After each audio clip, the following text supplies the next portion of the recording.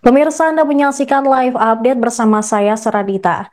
Pelaku pembunuhan dan mutilasi pria Jombang di Jawa Timur sempat berpesta miras dan berkelahi sebelum menghabisi korban. Kasat Reskrim Polres Jombang, AKP Margono, ketika konferensi pers di Mapolres Jombang pada Kamis tadi, menyebut bahwa pelaku Eko Fitrianto membunuh Agus lantaran sakit hati atas ucapan yang dianggapnya tidak pantas. Terlebih saat itu keduanya dalam kondisi mabuk akibat menegak minuman keras. Informasi selengkapnya akan disampaikan oleh jurnalis surya.co.id Anggit Pujiwidodo. Silakan rekan Anggit dengan laporan Anda. Siap, terima kasih rekan Sarah di studio. Karena sakit hati, karena ucapan kasar yang diucapkan oleh Agus Soleh, yakni korban pembunuhan mutilasi, Eko Fitrianto, warga desa Ploso Gendeng, Jombang, nekat menghabisi Agus dengan memutilasi kepala korban.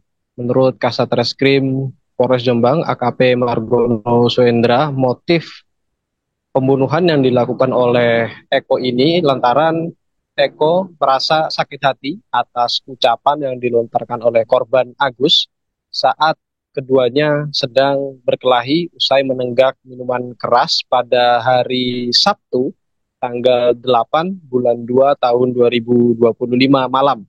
Saat itu TKP-nya berada di pinggiran saluran irigasi sawah di Desa Duku Harum, Kecamatan Megaluh, Kabupaten Jombang.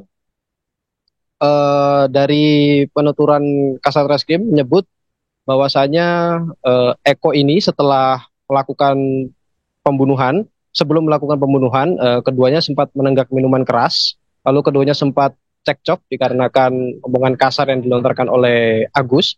Setelah cekcok itu, barulah Eko melakukan eksekusi mutilasi kepada Agus dengan memotong kepala Agus menggunakan alat pemotong kayu, yaitu sosrok yang dia ambil di rumahnya di Desa Ploso Gendeng. Jadi sebelum dia menghabisi Agus, terlebih dahulu sempat ada percekcokan. Dari percekcokan itu Agus tumbang dan tidak sadarkan diri.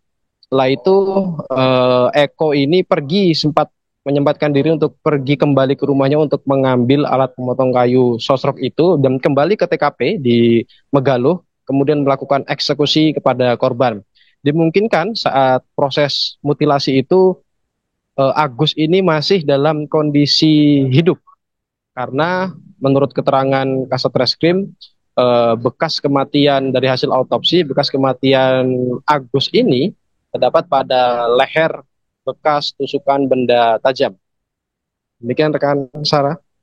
Baik, berarti terkait dengan alat yang diduga digunakan oleh pelaku untuk menghabisi korban adalah uh, alat untuk memotong kayu, betul, rekan Anggit? Ya, rekan Sarah, benar sekali.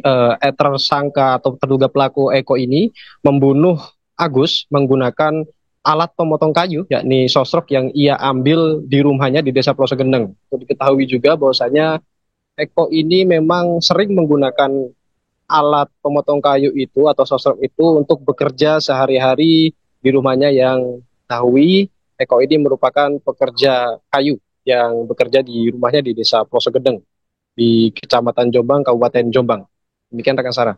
Baik, rekan Anggit, bisa Anda laporkan terkait dengan penangkapan pelaku mutilasi tersebut? Jadi pelaku ini berhasil diamankan ke Mapolres Jombang pada tanggal 19 Februari pada pukul 07.30 waktu Indonesia Barat di rumahnya di Desa Ploso Gendeng, Kecamatan Jombang, Kabupaten Jombang. Setelah serangkaian proses identifikasi dan proses penyidikan, akhirnya pihak kepolisian menangkap Eko ini di rumahnya di Desa Ploso Gendeng. Hal itu juga dibuktikan dengan adanya barang bukti motor Scoopy, Honda Scoopy milik korban dan juga handphone serta dosbook milik korban Agus yang ada di rumah korban. Sehingga pada saat itu Eko pun akhirnya ditangkap dan digelandang ke Mapolres Jombang untuk dimintai keterangan lebih lanjut. Itu rekan Sarah. Baik, terima kasih rekan Anggi, terkait dengan laporan Anda, jurnalis surya.co.id, selamat kembali bertugas.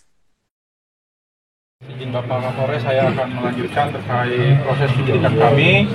Jadi benar bahwa pada tanggal 12 Februari, hari Rabu minggu lalu, kami menemukan mayat yang mana ditemukan tanpa kepala. Dan alhamdulillah sorenya ditemukan oleh warga kepalanya yang berada di sungai Berantas. Jadi rekan-rekan sekalian, setelah kita lakukan penyidikan, kita melakukan otopsi, memang ditemukan adanya penganiayaan dengan menggunakan senjata tajam yang mengakibatkan kematian. Sehingga pada saat itu kami melakukan penyidikan, bahkan kami mengecek beberapa data identitas yang mungkin mendekati dengan jasad. Sehingga kami menemukan salah satu yang kami duga sangat kuat, namun dari pihak keluarga sendiri masih belum menerima bahwa Saudara Agus ini masih hidup, dengan mana pembuktiannya adalah pelaku utama ini menghubungi keluarga korban dengan mengatasnamakan Agus, bahwa Agus bekerja di Bali, tetapi tidak pernah mau video call, tidak pernah mau ditelepon, hanya menggunakan WhatsApp. Nah, sehingga timbullah kecurigaan. Kami pun dari pihak kepolisian melakukan identifikasi, kami pun memastikan dengan mengajukan tes DNA baik dari sampel mayat dan juga sampel keluarga korban. Terduga pelaku pada tanggal 19 Februari di rumahnya pada pukul 07.30, yang mana di dalam rumahnya sendiri ditemukan barang bukti motor, salah satu motor dan juga handphone milik korban. Ya, ini dibuktikan dengan hasil penyidikan kami, yaitu dosbook yang berada di rumah korban dan juga surat-surat kendaraan bermotor secara resmi yang sesuai dengan nomor rangka maupun nomor mesin. Setelah itu, kejadian tersebut memang dibenarkan yang tadi disampaikan oleh Bapak Kapolres, yang mengawali pembunuhan ini adalah kegiatan minuman keras. Penyampaian dari pelaku, memang minuman keras ini sudah sangat banyak dikonsumsi sehingga tidak terkendali, baik korban maupun pelaku, ya. Sehingga pada saat selesai minum ada cekcok. Cekcok itulah yang menimbulkan perkelahian terlebih dahulu di TKP.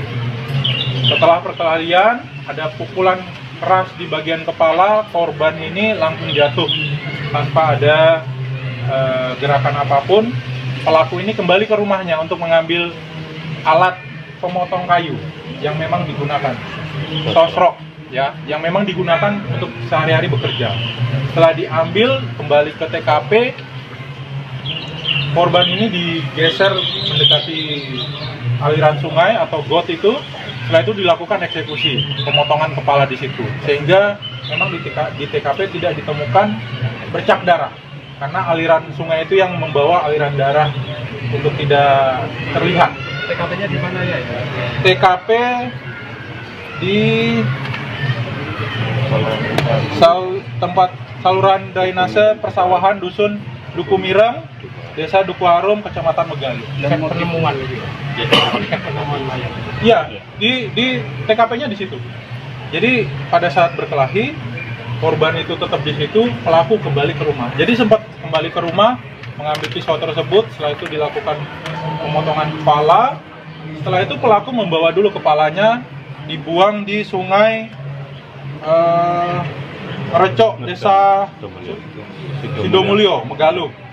Setelah dibuang kepala, pelaku kembali lagi untuk membuka baju dan juga celana, dan membungkus baju tersebut, membungkus dengan alat yang dia gunakan. Dan setelah itu kembali lagi dibuang di Dusun Beweh, Sungai Beweh, Desa Mogri, Megalu. Jadi BB-nya juga sampai saat ini masih kami lakukan pencarian, mengingat karena sungai tersebut sungai yang arusnya cukup deras. Download Tribun X sekarang, menghadirkan lokal menjadi Indonesia.